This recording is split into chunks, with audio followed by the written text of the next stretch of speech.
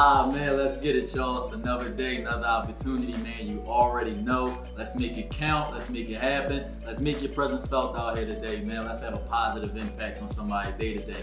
You already know it's your boy Keith, man. This is another episode of Breaking Bread. Today, I got Lauren with me, the owner of Love Perseveres. And I guess that brand speaks for itself, right? Hey guys, my name is Lauren Bird. I'm founder of Love Perseveres, inspirational clothing brand, mobile app and clothing brand. I give out daily inspiration, weekly scriptures, fashion tips, and I'm a kingdom kid. So you're gonna find something inspirational from my jewelry, my clothing, kingdom women. So everything you're gonna find some type of inspirational message behind it. Well, that's dope. That, seems like we got a lot in common as far as that's concerned, being real motivational and positive and all that good stuff. Love Perseveres. Explain that to us. So, Love Perseveres started, well, actually, I always was a hustler. I was always trying to sell something from my mom's house, jewelry, making my own jewelry. I was selling Avon. And then it came to one point, I was like, I'm not making no money from this stuff. Right. And I want something of my own. Okay. And I always was in the church. So I was like, let me incorporate the two. I could do my mission and my passion, but make money from it. Yeah. So that's how Love Perseveres started. So that's how it started. So when you say Love Perseveres, what do you mean? Love Perseveres is where I truly found myself. A few years back, I was in a crazy relationship. I was with my daughter's father since we were like 14, growing up. For about 10 or 14 years. Basically just staying in a relationship just to say I had one. I know all about it. I'm sorry to say. I was pregnant when I was 18. I had my daughter when I was 19. And I just wanted to say, I'm in a relationship. We made it since high school. Yeah, I know. And then finally it came to the point we were fighting outside, clothes ripped up. I'm looking to call the cops, but I ain't got no phone to call nobody. And God had to stir some stuff up. He was like, you want to make me your side piece, but I'm your main piece. I like that. So he had to stir some things up. I had to go back home with my parents. And it was time where I truly had to learn how to love myself. Right. And that's when I got a closer relationship with God. And I actually started reading this love journal. And I came across the scripture, 1 Corinthians 13:7. Love does not hurt. Love does not envy. Love always perseveres. So I wrote it down. I knew I wanted to start my business. And I was like, well, when I get the funds, I'm going to start. So I got my income tax and I invested in me, and that's how Love Perseveres started. Something a lot of people don't do when they get their income tax. But, exactly. I said, no, I got to make it work. That's how you do it. I love that, because when I think of like Love Perseveres, I think like, okay, with when we deal with hate or negativity or drama or beef or whatever the case is, however you want to twist it. If you really do just like try to just show somebody some love, or just like, come on, man, let's love each other. It really will persevere through all drama, through all, bad situations and all that kind of stuff. So that's why I wanted to bring you here, because I like that whole Love Perseveres, that message right there and there, because it's true. You know what I mean? It's true. It's very true, man. A lot of people don't understand that. They'll rather either hold grudges or be prideful or have a point to prove, all of that stuff, but never think just to show somebody some love or have some love for somebody, and that'll really that can really change the situation. So, and talking about that, growing up, just a lot of my relationships with women, I was in a lot of arguments and fights, and it made me dislike women. I actually was like, I don't want any women friends. Women just had negative energy. And it wasn't until I actually had some true friends, and my one friend said to me, because I always would say certain things, she was like, why would you think I would hurt you? I'm your friend. I'm not those other girls you used to hang with. And that really stuck with me. I was like, dang, I'm always thinking one thing about someone instead of truly giving someone a chance. And I finally met people who actually wanted to see me win. So that's one of the reasons why I started Kingdom Women, to celebrate women who are just for being a woman, where we can celebrate each other and not always, like you said, holding grudges or tearing somebody down or doing something. Or trying to compete against each other and all that good stuff. Yeah, that's. I definitely agree with that. That's deep, and it's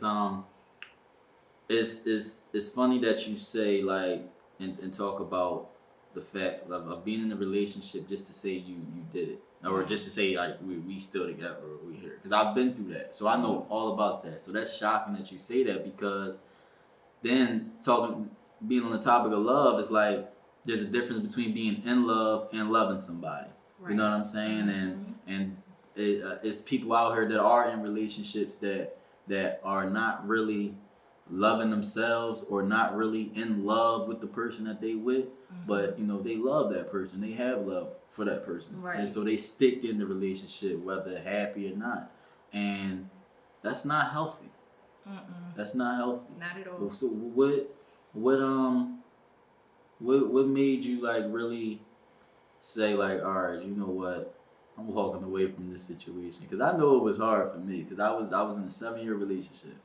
Now, we didn't have kids, but we did everything but have kids. I mean, right. We lived together, we started young together and all that good stuff.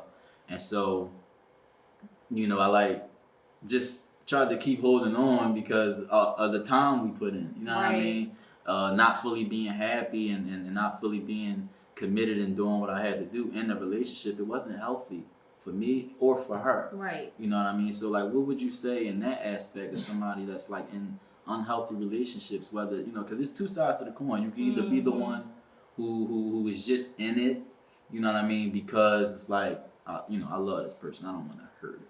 Right. You know what I mean? But then there's also the other side of the coin where you're just in the relationship just cause. Just to be there. Yeah. Like, so what would you say to somebody that's like, that's stuck in between being happy and going about their business and leaving somebody, opposed to just staying in a situation that's really not healthy? I would say, well, my older me now would say, I mean, if it's not serving you anymore, like, why are you there? Right, it came to the point to me, well, really, God had to change some things, because I still was there. I had to be getting beat up to really take the time to actually leave. Right, he had to stir some stuff up. So for me now, it's like, you have to truly love yourself. Right, you have to put yourself first. When are you going to take that time for you?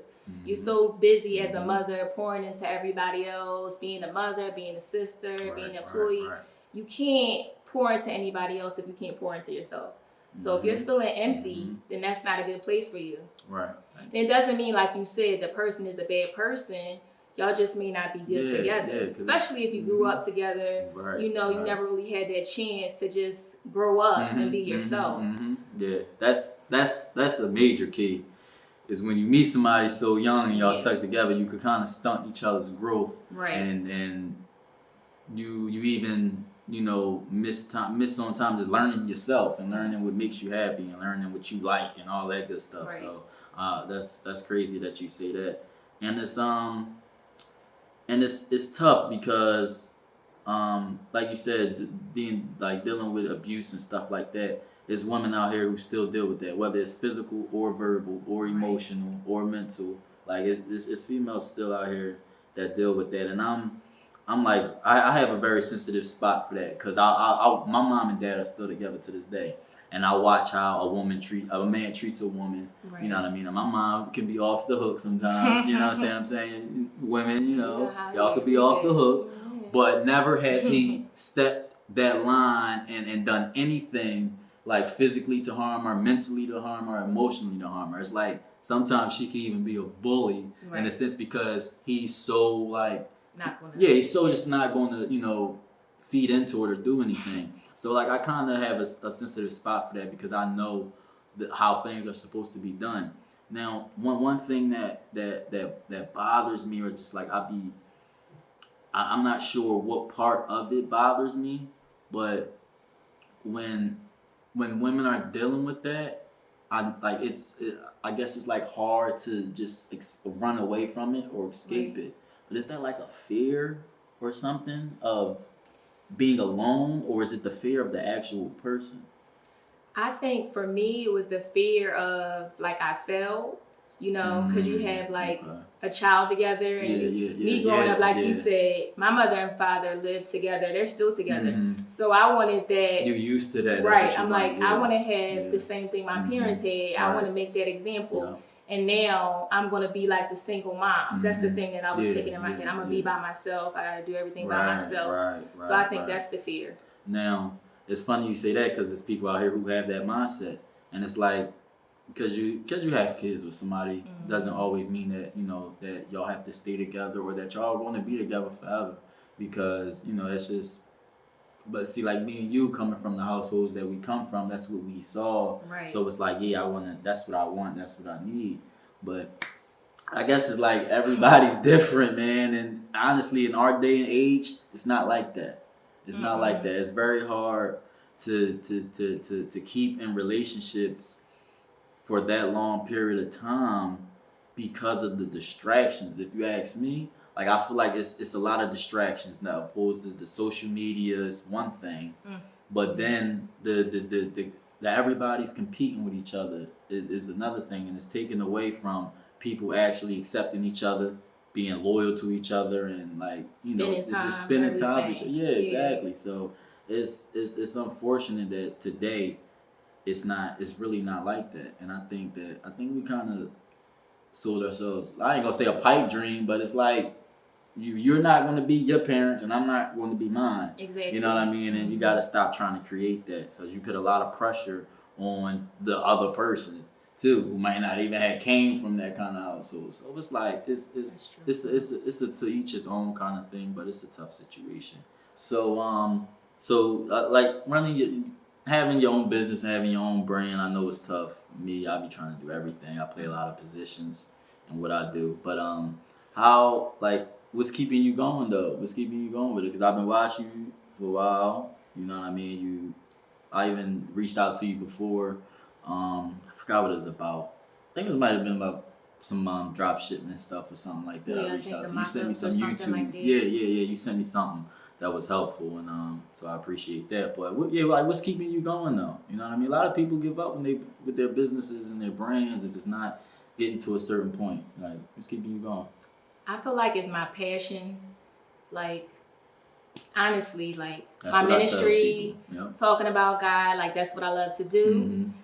I tried to run from it, and like I said, God had to stir some things up, and I'm constantly coming back. This is where my home is, and I just feel like when Neo says, he puts it in my head, it has to happen. It just has to happen. Like, I don't want to be in my 9 to 5 forever, and at least do something that I enjoy doing. Right. I like that because I always tell people, your passion, when you're passionate about something, you're not going to stop doing it. Right. You're not going to quit. You're not going to give up because it's no ulterior motive to it. You're just doing it because you love to do it. You know what I mean? You love to see.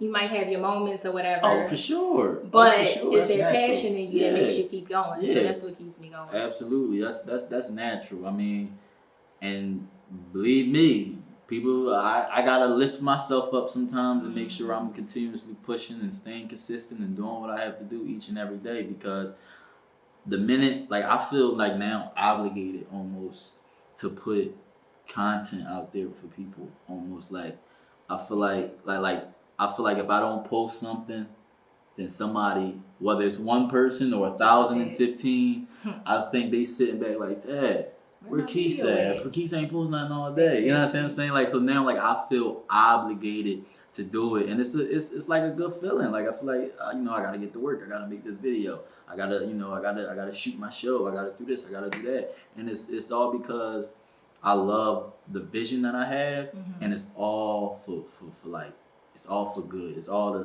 to bring people to light for certain things, and to uplift them and all that good stuff. And it's like, for me, I could be brutally honest and say I can't even tell you what the ulterior motive for me is or would be. Like, I mean, as much as my 9 to 5 gets on my nerves, delivering mail is like, I make a good $1 doing it. You know what I mean? Exactly. So, like, I never sit there and be like, oh, like, I'm not making enough money or this or that.